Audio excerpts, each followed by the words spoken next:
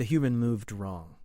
Captain Thesra watched from the observation deck as the maintenance worker floated through the docking bay's reduced gravity field, and every instinct in her four-chambered heart screamed, "Predator!" The human's limbs bent at angles that defied the natural order. Its spine curved and twisted with serpentine grace. When it pushed off from one surface, it didn't drift. It pounced, covering distances that should have required 3 movements in one fluid leap. The other species working in the bay gave the human wide berth.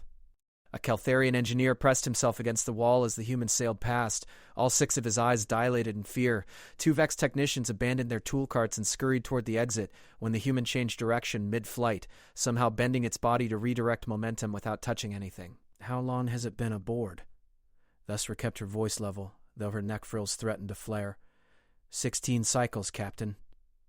Her second officer, Dren, consulted his datapad. His hands trembled slightly. It arrived with the last supply shipment from the human territories. Standard civilian contractor. Documentation cleared. "Its movement pattern is not standard." "No, Captain, none of them move standard."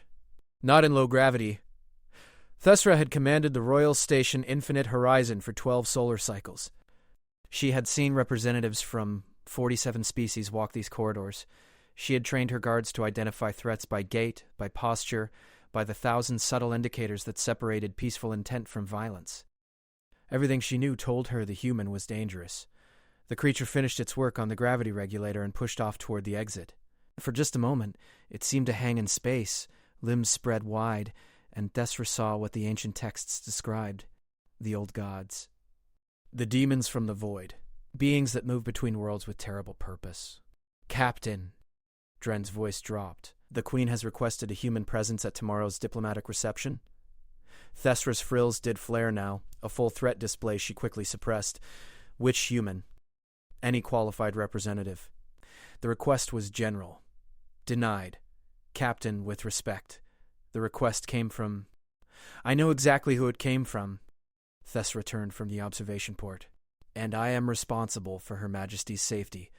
Every protocol, every security measure, exists for a reason. I will not allow an unpredictable element into her presence." Dren's silence said everything. They both knew refusing a direct royal request was dangerous, but allowing something they didn't understand near the Queen was more dangerous. "Draft a response," Thesra said. "Cite security protocols. Suggest a remote participation option. Make it diplomatic." Yes, Captain." "But..." As Thesra walked toward her office, her communicator chimed. The Queen's private channel. She stopped in the corridor, suddenly aware that protocol had already been bypassed. "Captain." The Queen's voice was soft, barely a whisper through the secure line. "I am told you blocked my request. Your Majesty, Do you think me fragile, Captain?" The question was gentle, but Thesra felt its edge. "I think you irreplaceable, Your Majesty. And I think we don't understand these humans well enough to guarantee your safety. I have read the reports. The fear among the crew. The way workers flee when humans approach." A pause. "I have also read the incident reports. In 3 months of human presence on this station, how many violent actions have been recorded?" "None, Your Majesty. How many breaches of station law?" "None. Not on what they have done. Their movement patterns suggest what they could do, not what they will do." Another pause. "I am more interested in understanding than in hiding, Captain. Send a human to tomorrow's reception." "That is not a request." Thesra stood in the empty corridor, her carefully constructed arguments crumbling. The Queen was right. There had been no incidents. But every fiber of her training insisted that absence of violence was not proof of safety. It was merely postponement. She returned to the observation deck. The docking bay was empty now, the human gone. But on one wall she noticed something new. The gravity regulator the human had been working on now displayed a steady green light instead of the yellow warning indicator it had shown for weeks. The human had fixed it, had done its job efficiently and left. Thesra pulled up the station's human roster. 12 humans currently aboard. Most were maintenance workers or cargo handlers, but one listing caught her attention. Dr. Sarah Chen, xenoanthropologist, assigned to cultural liaison duties. "Dren," she called over the comm. "Send a message to Dr. Chen. She is requested to attend the Queen's reception tomorrow. Full diplomatic protocols apply." "Yes, Captain." A hesitation. "Will you brief her personally?" I want to see how a demon behaves when given a royal summons. The humor was dark and brought no comfort, because tomorrow, Thesra would stand between the Queen and the unknown, and all her training told her that unknown was the most dangerous thing of all. Dr. Sarah Chen received the summons while replacing a pressure seal in Section 7's waste management system. Not glamorous work, but someone had to do it, and the Keltharians who usually handled maintenance had started refusing assignments in low-gravity zones when humans were present. She read the message twice, floating in the narrow maintenance tunnel, then laughed. The sound echoed strangely in the enclosed space. Well, shit, she said to no one. Guess I'm meeting a queen. The next morning, Captain Thesra waited in briefing room 3, reviewing security protocols for the 6th time.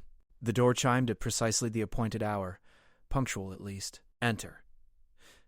Dr. Chen walked in, and Thesra's frills rippled involuntarily. In normal gravity, humans looked almost reasonable. Still alien, still wrong, but the station's standard gravity field constrained them. Made them move slower, more predictably. But Chen moved like someone who spent most of her time in variable gravity. Her steps were light, balanced, ready to adapt. Even in the briefing room's full gravity, she seemed poised to leap. Captain Thesra.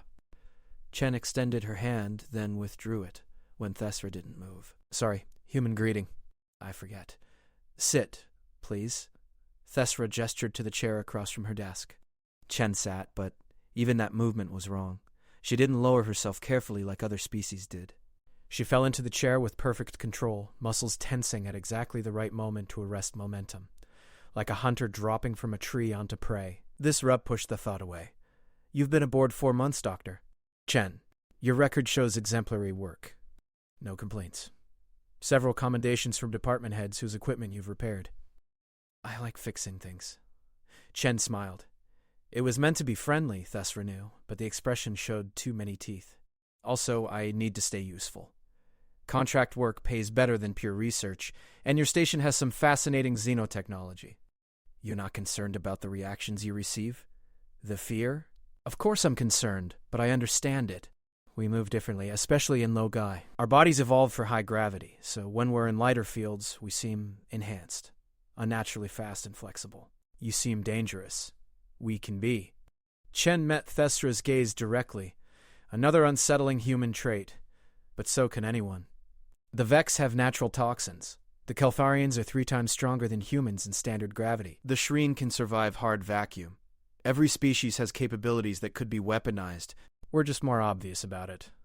Tomorrow's reception will include representatives from 16 species. Many of them will never have encountered a human. The Queen wishes you to attend as a cultural liaison, but I need to know you understand the gravity of the situation. Pun intended? Chen's mouth quirked. Excuse me? Gravity of the situation? While discussing low gravity? Never mind. Chen leaned forward slightly. Captain, I'll be honest, I know I scare people. I try to minimize it. I move slower in public spaces. I avoid sudden movements. I keep my distance. But I can't change what I am. If the Queen wants human representation, I'm probably the best choice. I have training in diplomatic protocols. I speak 6 galactic languages, and I've spent my entire adult life studying cross-species interaction. The Queen is not merely a diplomatic representative. She is the soul of our people. Her bloodline is ruled for 3,000 cycles. If anything happens to her, nothing will happen to her. Chen's voice hardened. I'm not an assassin, Captain. I'm a scholar who happens to be good at maintenance work.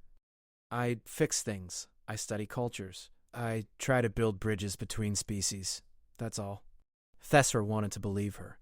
The rational part of her mind accepted everything Chen said. But the instinctive part, the part that had kept her alive through 2 wars and countless security threats, screamed warnings. The reception will be in the Garden of Reflection, Thesra said finally. Variable gravity zones, 3 standard in the main chamber, increasing to full gravity in the peripheral sections. You will stay in the full gravity zones unless directly instructed otherwise by the Queen herself. Understood. You will maintain a minimum distance of 5 meters from Her Majesty at all times. Understood? You will make no sudden movements. You will keep your hands visible. You will not approach any member of the royal family unless explicitly invited. Chen nodded at each restriction, her expression carefully neutral. You will be accompanied by 2 royal guards at all times. They are authorized to use lethal force if they perceive a threat. Captain, Chen's voice was quiet. If you're this concerned, Why not just tell the Queen no? She asked for a human, but she doesn't know me specifically. You could refuse. The Queen does not make requests lightly. When she asks for something, she has reasons that extend beyond my understanding. Tessera stood, signaling the meeting's end. Be in the garden's antechamber 1 hour before the reception begins. My guards will brief you on specific protocols. Do not be late. I won't. Chen rose, moving with that same controlled grace. At the door, she paused. Captain, for what it's worth, I know you're just doing your job. Protecting someone you care about. I respect that. After Chen left, Tessera sat in the silent briefing room, reviewing everything she knew about humans. They came from a high-gravity world. They were persistence hunters. Not fast, but relentless. Their bodies healed quickly. Their minds adapted rapidly. In their own territories, they were considered brilliant engineers and fierce warriors. And now one would be in the same room as the Queen. Tessera pulled up the reception security plan and began making modifications. More guards. More monitoring. More contingencies. She would not fail in her duty, even if it meant treating an innocent scholar like a threat. Because in her experience, the most dangerous threats always came from the least expected sources. The Garden of Reflection lived up to its name. Bioluminescent plants from 17 worlds created a shifting tapestry of light across the domed chamber.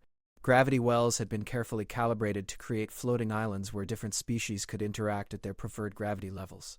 The architecture was ancient, dating back to the founding of the royal line, and every surface held historical significance.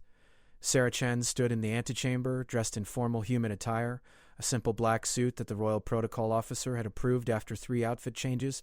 Around her, 2 royal guards in ceremonial armor maintained exact positions, their weapons visible and ready. Last chance to run, she muttered to herself. One of the guards, whose name she'd learned was Kess, turned slightly. Chen? Nothing? Just human anxiety humor? She checked her reflection in a polished wall panel. How do I look? Appropriately non-threatening? You look contained. I'll take it. The doors to the garden opened. Music, strange harmonies from instruments Sarah didn't recognize, drifted out. Through the doorway, she could see the reception already in progress. Dozens of beings from across the galaxy mingled in the various gravity zones. Their movements adapted to each field's strength. Stay close, Kess said. Follow our lead. Remember the restrictions. Sarah nodded and followed the guards into the garden. The reaction was immediate. Conversation stopped mid-word. Beings turned to stare. In a low-gravity zone to her left, a Shreen diplomat actually fled, its gas exchange membranes fluttering in panic. Sarah kept her movements slow and deliberate, her hands loose at her sides, her expression carefully neutral. She'd experienced this before. The fear, the suspicion, but never on this scale. A Vex ambassador approached cautiously, flanked by its own guards. Dr. Chen, it said in heavily accented standard, an unexpected pleasure. I was not aware humans had been invited. The Queen requested human representation, Sarah replied, keeping her voice soft. I'm honored to attend. Indeed. The ambassador's compound eyes tracked her movements. Your people have quite a reputation, especially in low-gravity environments. We adapt well to variable gravity. It's a useful trait for space station life. Yes, the ambassador made a gesture Sarah didn't recognize. I see someone I must greet. Too quickly. Kess leaned close. You handled that well. I've had practice being scary, Sarah said, though I'd prefer not to be. Sarah noticed Captain Tessera across the chamber, watching with intense focus. Every time Sarah shifted position, Tessera's hand moved closer to her sidearm. Then the music changed. A clear high note that commanded silence. Her Majesty approaches, Kess whispered. The crowd parted, creating a clear path from the royal entrance. Sarah's guards tensed, their weapons shifting to ready positions. Queen Vesithara entered the garden, and Sarah understood immediately why this species had maintained peace across 3,000 cycles. The queen moved with absolute grace, her ceremonial robes flowing around her like living water. Her frills were displayed in a pattern Sarah recognized from her studies, open welcome combined with serene authority. But it was the queen's eyes that struck Sarah most. They held no fear, only curiosity. The queen floated through a 0.2 gravity zone heading directly toward Sarah's position. Captain Tessera moved to intercept, but the queen raised one hand in a gesture of dismissal. Your Majesty, Tessera said urgently. Protocol serves me, Captain. Not the other way around. The Queen's voice carried across the silent garden. And I have questions that require answers. She stopped exactly 5 meters from Sarah, the minimum distance Thestra had mandated. Up close, Sarah could see the intelligence in those eyes, the careful assessment. Dr. Chen, the Queen said, I have read your research papers. Your work on cross-species communication theory is fascinating, particularly your thesis on fear as a cultural construct. Sarah bowed, using the formal greeting she'd practiced. Your Majesty honors me.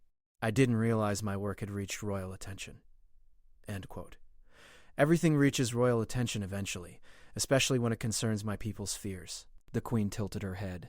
You know we're afraid of you, your species. Not you specifically, perhaps, but what you represent. I understand. Do you know why I requested a human presence today? I assumed for diplomatic reasons, cultural exchange. Partially. The Queen moved closer. 4 meters now, 3.5. Captain Thesser's hand was definitely on her weapon. But mainly because fear based on ignorance is a poison. It spreads. It corrupts. And I will not allow my people to fear something simply because it moves differently than we do. The Queen turned to address the assembled crowd. You see a human and you see a demon. Something that defies natural law. Something dangerous. She gestured to Sarah. Dr. Chen, would you please move to the low-gravity zone to my left? That violated every restriction Thesra had imposed, but it was a direct royal command. Your Majesty, Thesra said, her voice strained, I must object. Your objection is noted and overruled. Dr. Chen? Then she looked at the Queen and understood what was being asked. Not a demonstration of fear, but a demonstration of trust. Yes, Your Majesty. Sarah moved slowly toward the gravity transition. The entire garden watched.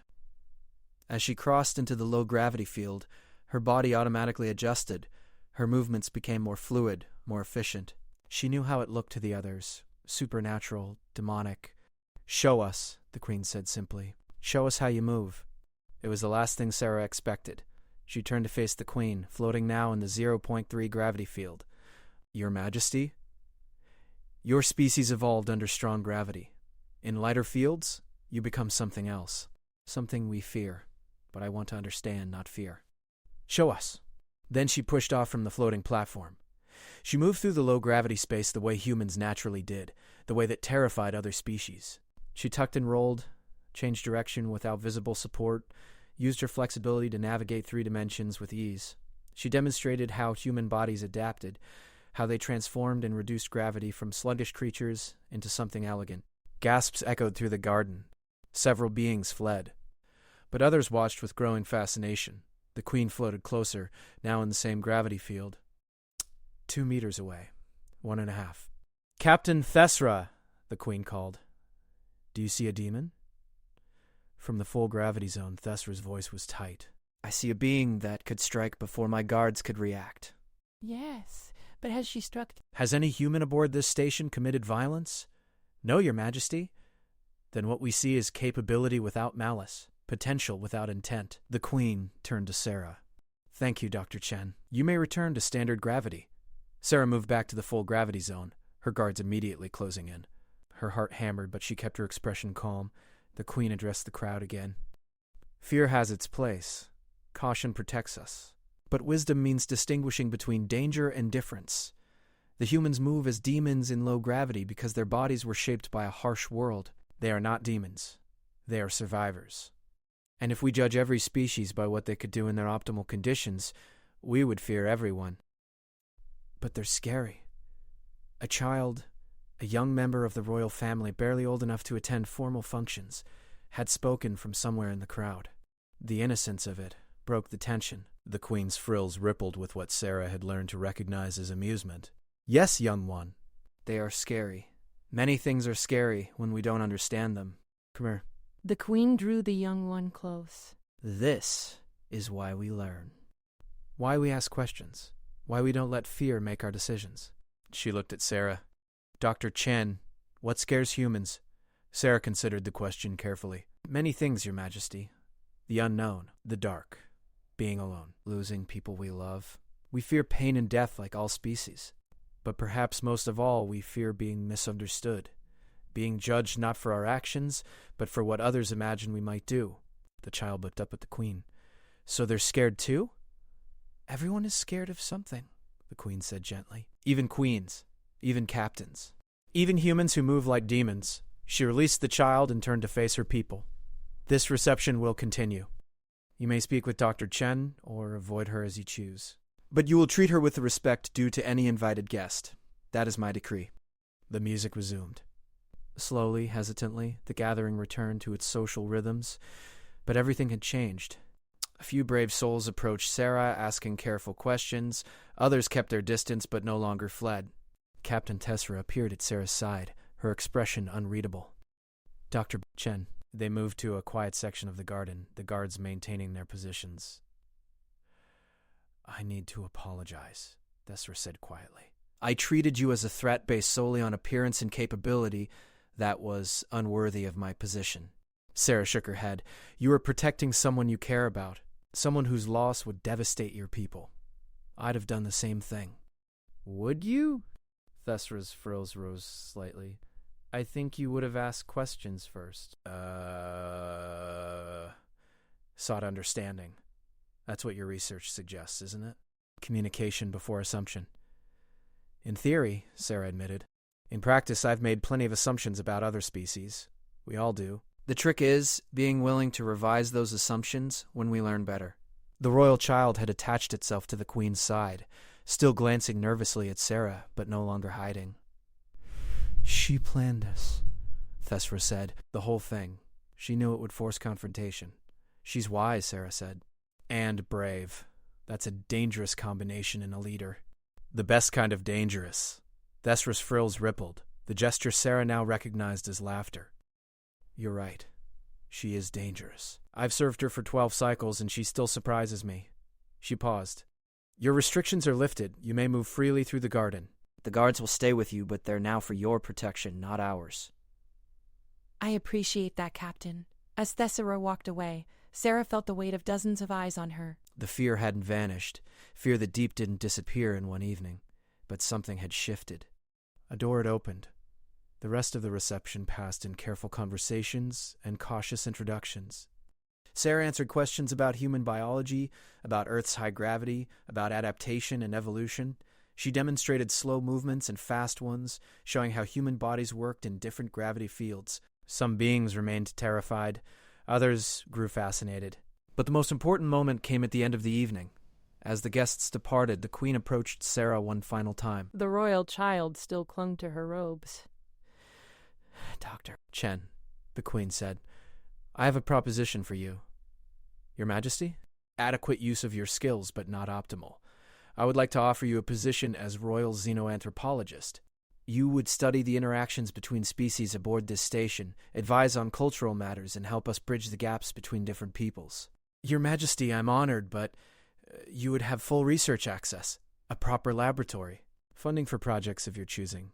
And most importantly, you would have the authority to challenge assumptions, including mine. The Queen's frills settled into a pattern Sarah didn't recognize.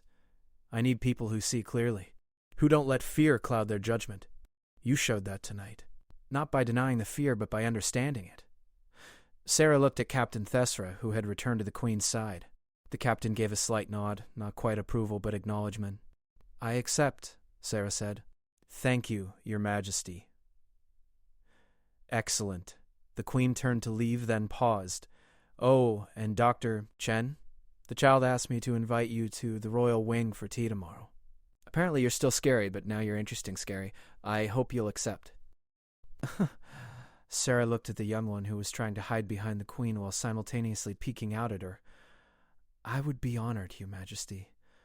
After they left, Sarah stood alone in the nearly empty garden. The bioluminescent plants pulsed their slow rhythms, and in the variable gravity zones, maintenance drones began their cleaning routines. Captain Tessera returned, moving with purpose. Dr. Chen, one more thing? Yes, Captain? Teach me? Thessera's voice was firm. Teach me about humans. Real understanding, not assumptions based on fear. If I'm to protect the Queen, I need to know what's truly dangerous and what's merely different. And I suspect I've been confusing the two for far too long. Sarah smiled. I can do that. But it goes both ways. I want to learn about your people, too. Real understanding works in both directions. Thessera extended her hand in the human gesture she'd seen earlier. Agreed. Sarah took it, careful to match the captain's strength without overwhelming it. It was a small gesture, but it meant everything. A bridge between species. A willingness to see past appearance to truth. As Sarah left the garden that night, escorted by guards who now walked beside her instead of behind her, she thought about fear and how it shaped civilizations. The Queen was right. Fear based on ignorance poisoned everything it touched. But fear based on understanding, tempered with knowledge and respect, could be transformed into caution, into wisdom. She had come to this station as a maintenance worker trying to stay unnoticed. Now she was the Queen's xenoanthropologist, with authority to challenge the most powerful being in the system. All because someone had been brave enough to confront fear directly instead of letting it fester in darkness. In the low-gravity corridors, Sarah moved with her natural grace. A Keltharian engineer who would have fled from her yesterday now nodded in acknowledgement. A Vex technician actually made room for her at a junction instead of scurrying away. Small changes, but change nonetheless. The next morning, Sarah received a message from the Queen's secretary. Tea would be in the royal gardens at second hour. Dress was informal. The royal child, whose name Sarah learned was Kathina, had specifically requested human cookies if Sarah could obtain them. Sarah smiled and headed to the commissary. She had cookies to replicate and a civilization to help transform, one careful conversation at a time, because in the end, that's what separated demons from people. Demons existed in imagination, in the stories we told ourselves about the unknown. People existed in reality, flawed and complex and capable of both harm and good.